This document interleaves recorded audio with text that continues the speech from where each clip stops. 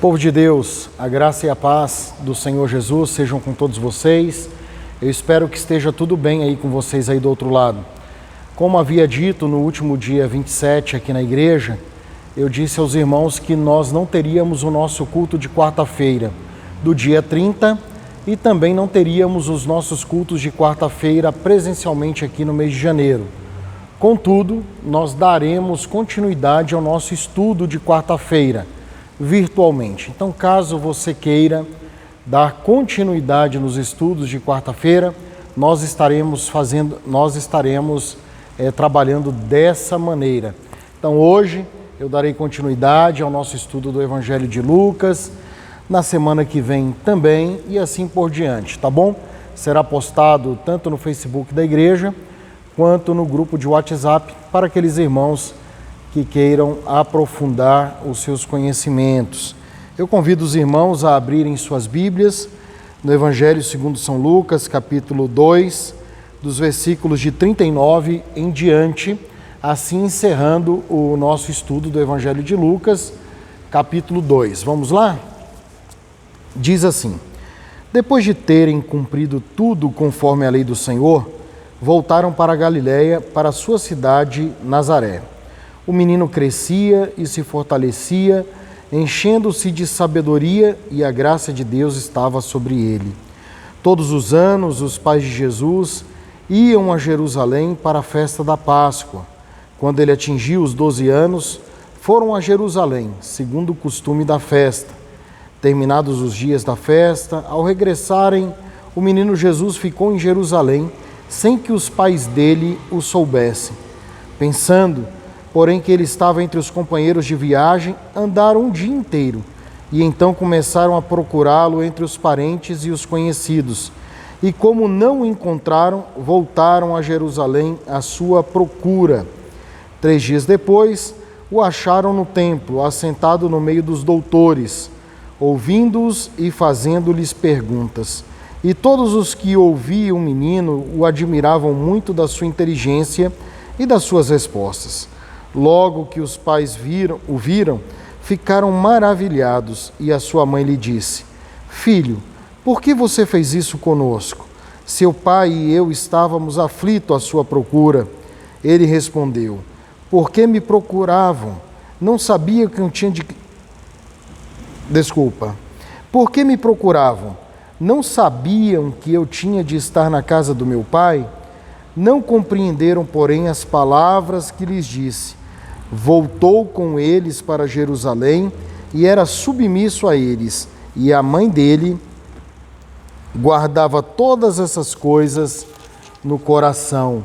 E Jesus crescia em sabedoria, estatura, graça diante de Deus e diante dos homens. Vamos orar, pedindo que o Senhor nos ilumine na meditação que estamos a fazer no dia de hoje. Pai de amor, de graça, de bondade, nós bendizemos e exaltamos o Teu nome. Pedimos ao Senhor que o Senhor venha nos conduzir na reflexão desta noite. É o que eu peço ao Senhor em nome de Jesus, sobre a vida, ministério e obra de Jesus. Fala conosco, é o que pedimos ao Senhor em nome de Jesus. Meus irmãos, então, nós vivemos há poucos dias o advento do Senhor Jesus, onde todos nós trouxemos à nossa memória a promessa feita por Deus aos antepassados, se assim podemos dizer também, aos nossos antepassados, aos patriarcas, aos reis e a todo o povo de Deus sobre a vinda de Jesus. Jesus veio e a teologia chama esse dia de plenitude dos tempos. Jesus nasceu da Virgem e Jesus estava crescendo. O relato bíblico nos diz que, cumprida todas as ordenanças da lei de Moisés ou da lei mosaica, José e Maria voltaram com o menino para a Galiléia, região a qual eles habitavam, eles viviam.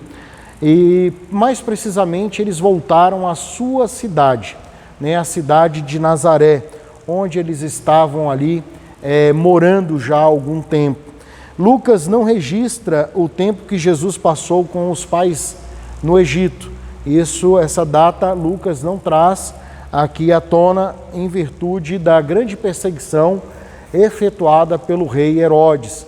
Lembrando que Herodes determina a matança de algumas crianças de uma determinada idade e Jesus, os pais de Jesus, Maria e José, vão ao Egito para fugir desta matança. Jesus nasceu de uma maneira sobrenatural, milagrosa, mas cresceu e se formou e foi sendo formado de maneira muito natural, como condiz a um ser humano. Lucas nos relata que Jesus crescia em estatura, em conhecimento e graça, e ele se fortalecia. A cada dia, Jesus era fortalecido e a graça de Deus, ela estava sobre ele. Então, Jesus passou a ser conhecido como Jesus o Nazareno, porque ele não nasceu em Nazaré, mas como crescia em Nazaré e cresceu em Nazaré, e talvez se vestisse como um nazareno, talvez falasse como um nazareno, ali ficou personificado, ali aquela identidade para Jesus. Igual aqui, quando alguém diz o João, o baiano, ou Zé, Pernambuco, então da mesma forma haviam dado esse relevo, ou essa identidade para o Senhor Jesus. Jesus, o Nazareno, conforme descreve Lucas lá em Atos, capítulo 2, versículo 22. Os seguidores também de Jesus passaram com o tempo a serem também chamados e denominados de nazarenos, conforme está escrito também em Atos, capítulo 24, versículo 5. Então, todos os inimigos de Jesus, todas aquelas pessoas que eram descontentes com o Senhor Jesus, o que eles fizeram?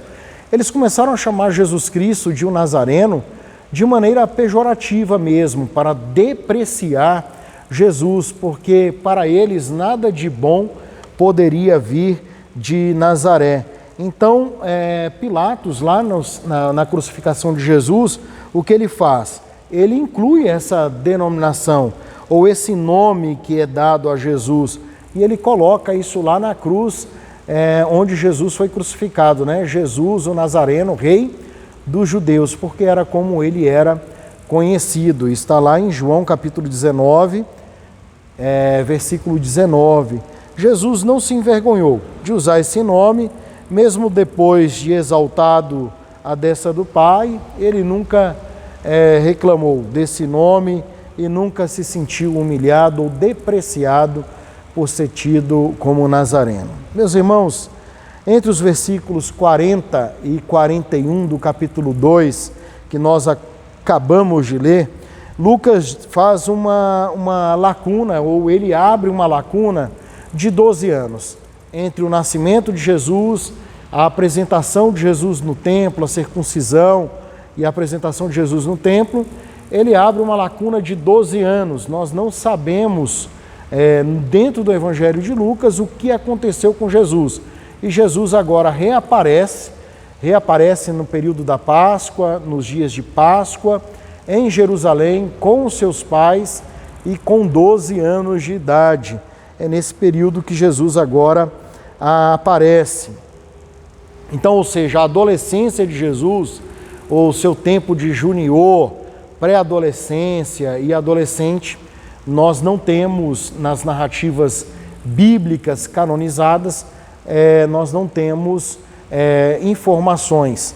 A que temos é somente esta de Lucas, capítulo 2, que nos fala sobre Jesus Cristo lá em Jerusalém. Muito bem.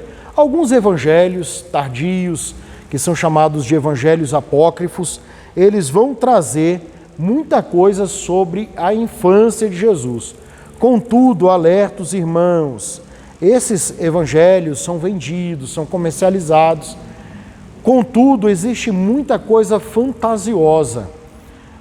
Ou seja, alguns relatos, por exemplo, que Jesus amassava barro, fazia pássaro dos barros, os barros virarem pássaros, algumas coisas assim do tipo, que os nossos irmãos, já do primeiro século, muitos deles que conviveram com Jesus, que eram aparentados de Jesus, não testificaram esses relatos que foram posteriormente atribuídos ao Senhor Jesus. Então, o que nós, como cristãos, batistas, nós devemos nos ater? Somente mesmo aos textos que foram canonizados, que estão na Bíblia, porque são de fonte segura. Os irmãos do primeiro século já testificaram sobre a veracidade, então era de comum acordo tudo isso sobre a infância de Jesus. Tudo além disso é fantasia, nós não sabemos se é verdade ou não. Os nossos irmãos lá do primeiro século acharam fantasioso demais e eles não colocaram no cânon lá no século IV. Esses evangelhos sobre a infância de Jesus não entraram no cânon do Novo Testamento, ou seja, no núcleo de livros que fazem parte do Novo Testamento, porque eles viram que havia muito exagero. Ok, meus irmãos? Então, vamos observar agora, no capítulo 2, versículos 41 e 42. Jesus vai a Jerusalém. Os pais de Jesus iam a Jerusalém anualmente. E eles iam anualmente para quê? Para o período da Páscoa, ou para a festa da Páscoa. Então, quando Jesus completa 12 anos de idade, eles sobem a Jerusalém com os seus pais e uma multidão de pessoas, entre elas alguns parentes de Jesus, porque este era o costume do povo judeu. Ou seja, esta era uma festa muito importante para a memória judaica, para a cultura judaica, para a cultura hebraísta, ou seja, eles rememoravam, eles traziam à sua memória o grande feito do Senhor Deus através de Moisés, quando libertou todo o povo lá do Egito. Então a Páscoa nada mais é do que a passagem do povo do Egito para a terra prometida. Então, nesta idade, na idade de 12 anos, é que o garoto judeu pode se tornar um filho da lei, ou seja, Jesus estava perto do seu bar mitzvah. É um ciclo de passagem, é um rito de passagem da adolescência para a sua fase juvenil, muito diferente do contexto atual que nós vivemos. Então, ou seja, a criança já poderia participar das discussões na sinagoga, de ler a Torá na sinagoga, ensinar, supervisionado por um rabino na sinagoga. Então, isso faziam parte da cultura hebraísta e de Jesus. Então, todos os judeus, eles tinham a obrigação de frequentar o templo de Salomão, pelo menos 3 vezes no ano. Então, quais eram as festas às quais eles tinham a obrigação de frequentarem? Eles tinham uma obrigação de frequentarem a festa da Páscoa, a festa dos tabernáculos e a festa de Pentecostes. Eu mudei a ordem. Primeiro Páscoa, Pentecostes e posteriormente a festa de tabernáculos, como está escrito lá no Êxodo, capítulo 23, versículos de 14 a 17. No caso, essa obrigação era somente para os homens. Somente os homens tinham essa obrigatoriedade. As mulheres não tinham essa obrigação. Elas poderiam até participar da romaria, participar da peregrinação, mas elas não tinham a obrigação de frequentarem essas festas. Bom, José e Maria, eles tinham um costume, a família de Jesus tinha esse costume. Então, eles sobem a Jerusalém e eles vão a Jerusalém para comemorar com todo o povo a grande libertação de Jesus. E os versículos de 43 a 45 vai nos falar de o que aconteceu ao término da festa da Páscoa. Muita gente, muitas pessoas, as pessoas puderam rever outros parentes que moravam em Jerusalém, parentes de outras comunidades, de outras localidades. E agora os pais de Jesus, como todos os outros moradores vizinhos a Jerusalém, estão regressando para a sua terra, para a sua casa. Assim fez também Maria e José.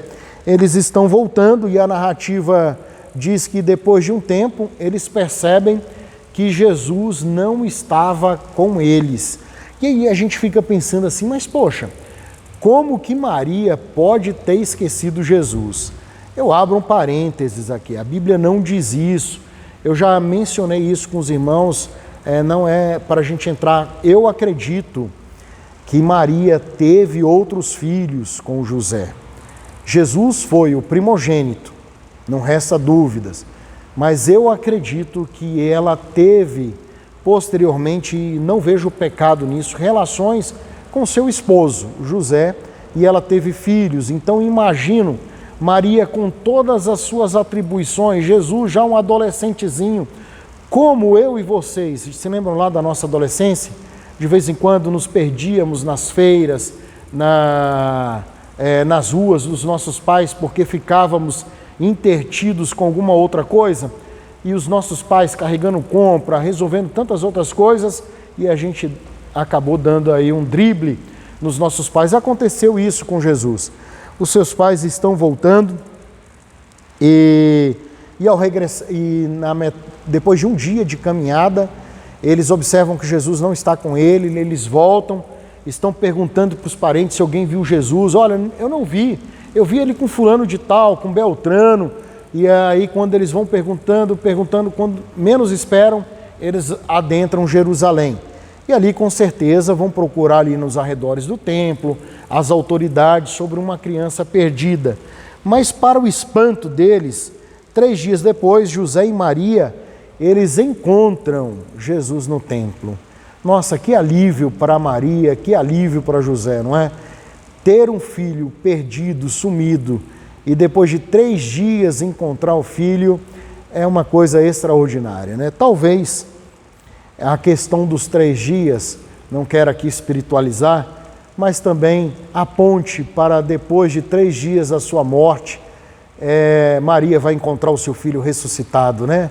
Quer dizer, poderíamos imaginar isso também, se não for uma coincidência, uma providência de Deus. Então, depois de 3 dias, ela encontra Jesus assentado em algum lugar do templo, conversando com os doutores.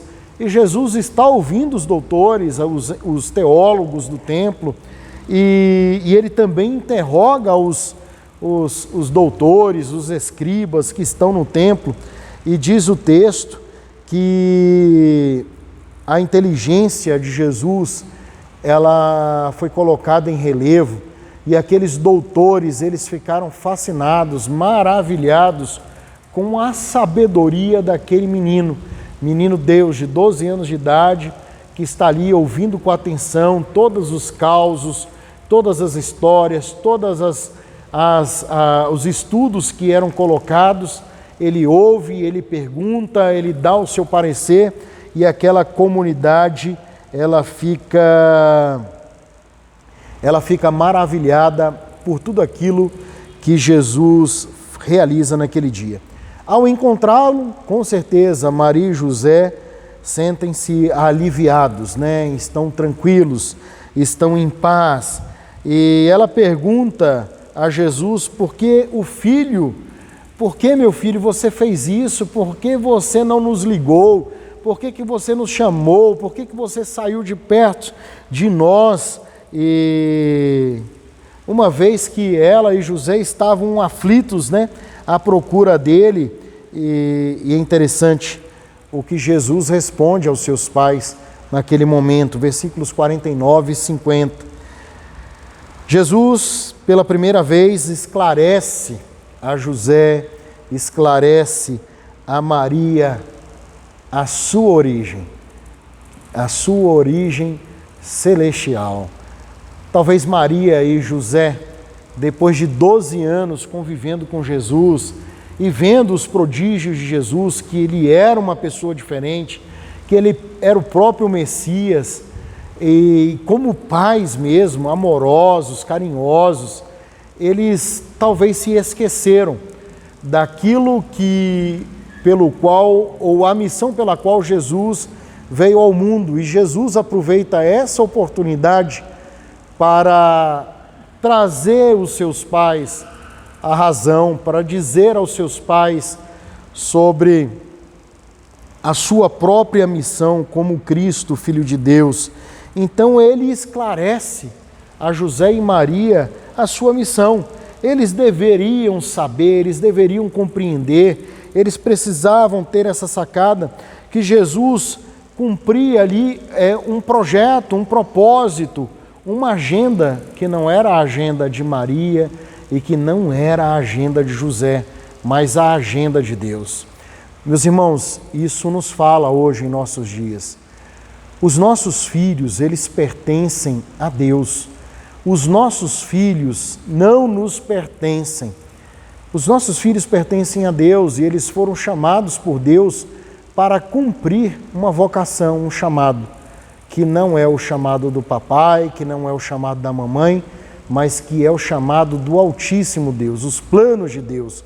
Por isso, nós precisamos criar os nossos filhos na admoestação do Senhor, ensinar os nossos filhos no caminho pelo qual eles devem andar, como Maria fez e José, eles ensinaram no caminho. Você tem que vir a Jerusalém pelo menos 3 vezes, você tem que estar no templo, você tem que orar, você tem que cultuar, você tem que participar da vida religiosa. Mas o chamado de Jesus estava acima dessas coisas, estava acima da agenda, até mesmo da própria religião. Estava com o intuito de fazer cumprir a vontade de Deus. Os pais de Jesus não compreendem muito bem e também não conseguem entender, talvez a priori ou naquele momento, as palavras de Jesus, nosso Pai, né? Mas ele fala meu Pai. É o que Jesus diz aí no texto, ele não fala nosso Pai, ele está dizendo meu Pai. Eu estou aqui na casa de meu Pai e não na casa do nosso Pai. Então ele diz, eu estou na casa do meu Pai. Vocês deveriam ter me procurado na casa do meu Pai e não na casa do nosso Pai.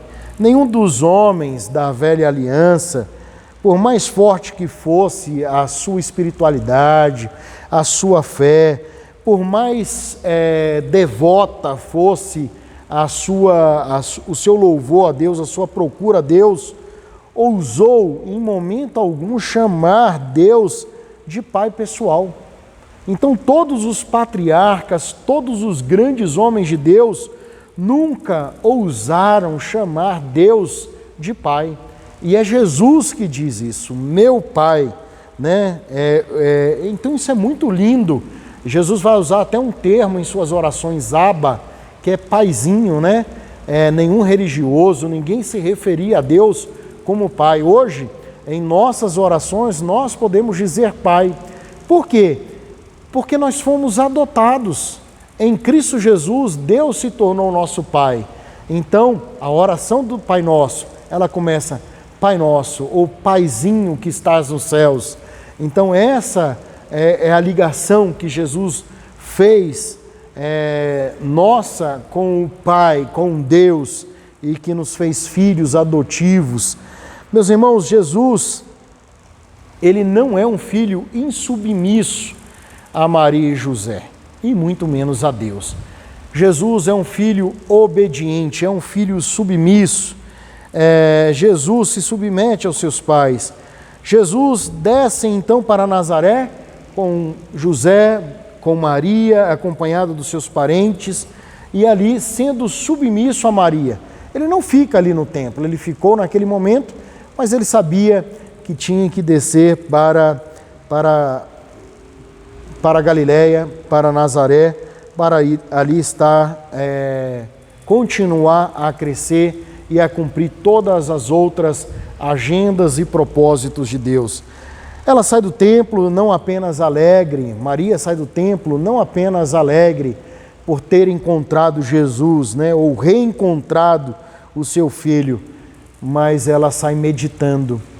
E Maria nos ensina nesse aspecto que nós devemos nos alegrar quando os nossos filhos estão no templo. Nós precisamos nos alegrar quando os nossos filhos se tornam um templo do Espírito Santo. Nós precisamos nos alegrar quando os nossos filhos buscam cumprir a vontade de Deus. Alguns pais, infelizmente, não apreciam, não gostam quando os seus filhos buscam a Deus, buscam estar na casa de Deus. Infelizmente, é um fato verídico, verdadeiro, mas lamentável. Maria, ela se alegra porque reencontra o filho bendito, mas ela sai também, contudo, meditando em tudo quanto ouviu e guardando no seu coração. O que não se passou no coração de Maria? Oh, meu Deus, até quando eu vou ficar com ele? Eu quero curtir cada minuto, cada dia com esse menino, com o meu Salvador, né? Isso é muito legal, é muito lindo, essa experiência que Maria teve. A palavra meu pai tornou a tirar-lhe o filho, que muito provavelmente ela julgava ser dela, ou realmente dela, ou unicamente dela. Ainda que os seus pés agora deixem para trás o templo e agora estão ali caminhando naquelas estradas de terra e de areia rumo a Nazaré, ela percebe no íntimo do seu coração, no íntimo do seu interior, que o filho dela está junto ao Pai soberano, ao Deus eterno, infinito, invisível, mas real. O coração do filho está no Pai, o coração do Pai está no Filho, e Maria vai meditando nessas coisas. Jesus revela sua perfeita humanidade. Capítulo 2, versículo 52. Jesus cresceu de maneira comum, como qualquer criança, como qualquer adolescente. Seu crescimento físico foi normal, seu crescimento intelectual também normal, o crescimento moral, o crescimento espiritual, uma espiritualidade plena, né? Uma espiritualidade perfeita. É dessa maneira que Jesus cresce. Por isso, quando nós apresentamos as crianças na igreja, nós clamamos a Deus que as crianças elas possam crescer como Jesus cresceu, de forma física saudável, de forma emocional saudável, intelectual, de forma moral e também espiritual. Nós pedimos a Deus a bênção do crescimento de Jesus, no crescimento dos recém-nascidos, dos nossos filhos, daqueles os quais nós apresentamos dentro da igreja. E se você já tem o seu filho crescido, você pode pedir também pelo crescimento dele espiritual, pelo crescimento psicológico, pela saúde dele ou dela. Você pode fazer isso em nome de Jesus. O desenvolvimento de Jesus foi horizontal e vertical, tanto diante dos homens, como também diante de Deus. É esse crescimento que nós devemos ter em nossos dias. Eu já cheguei aos meus, pensava que tinha 1,75, fui numa consulta 1,74, fui em outra consulta 1,72, falei, será que eu estou diminuindo agora, né? Não sei, mas eu cheguei à minha estatura física. Então não tem como crescer mais, mas eu posso crescer de forma vertical e de forma horizontal. Crescer em amor ao meu próximo, em compaixão ao meu próximo, em misericórdia ao meu próximo. Posso crescer de forma horizontal com sabedoria de Deus para lidar com as coisas do dia a dia. Posso crescer de forma vertical a minha espiritualidade com Deus, a minha vivência com Deus. Isso ainda eu posso atingir um crescimento maior. Então, meu irmão, minha irmã, vamos buscar esse crescimento. Crescer na graça e no favor de Deus. Amém? Nós temos alguns pedidos. Eu só vou beber um gole d'água.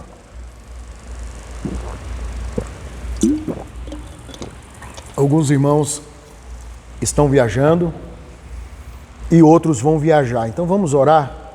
Theo e Isaíra estão viajando, vamos orar para que Deus possa guardá-los, protegê-los de todo mal.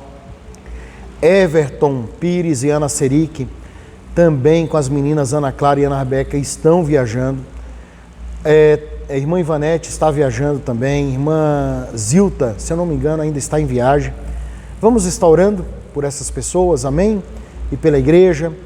Se eu esquecer aqui de alguma oração, você ora em casa, tá joia? E assim nós encerramos o nosso culto de estudo da palavra e oração da quarta-feira, tá joia? Pai de amor, de graça, de bondade, eu quero te bendizer, Deus, pela oportunidade de estar aqui na tua casa, na tua igreja, para compartilhar, Deus, da tua palavra. Peço ao Senhor, em nome de Jesus, que a tua palavra encontre coração aberto, que esta semente possa nascer e possa gerar frutos. É o que eu peço ao Senhor, em nome de Jesus. Guia o Theo, Zaira nessa viagem, guarda-os, livra-os de todo mal, é o que eu peço ao Senhor, em nome de Jesus. Guarda Everton, guarda Ana, Ana Clara e Ana Rebeca. Guarda essa família amada também, ó Deus, é o que eu peço ao Senhor, em nome de Jesus. Guarda a irmã Zilta em sua viagem, no seu luto. Guarda também, ó Deus, a irmã Ivanete na sua viagem, no seu luto. Sê com toda a Igreja Batista no Guará 2, com os membros e congregados. Guarda-nos, livra-nos de todo mal. Restaura a saúde daqueles que estão carecendo, ó Pai, é o que eu peço ao Senhor, em nome de Jesus. Senhor, fortalece os fracos na fé, aqueles que dormem, que possam ser despertados pelo Senhor, e aqueles que estão despertos, que continuem vigilantes e buscando sempre a santidade. Colocamos, Senhor, o nosso culto de celebração da noite do próximo domingo, dia 3 de janeiro de 2021, diante do teu altar, diante da tua presença. Colocamos Deliane, toda a equipe do Ministério de Adoração e Artes, diante do teu altar e diante da tua presença, que o Senhor possa estar guardando, abençoando e frutificando. Abençoa a mim, Deus, que estarei trazendo a palavra, que seja uma palavra vinda do teu coração. E assim, Deus, todos que estão envolvidos no serviço de domingo à noite, a Escola Bíblica Dinâmica também, o professor, todos nós possamos estar sendo usados pelo Senhor. Nos despeça em paz, nos protege e nos livra de todo mal. É a minha oração, em nome de Jesus. Amém. Deus abençoe, irmãos. Hoje, 30 de dezembro de 2020, Deus abençoe a sua vida.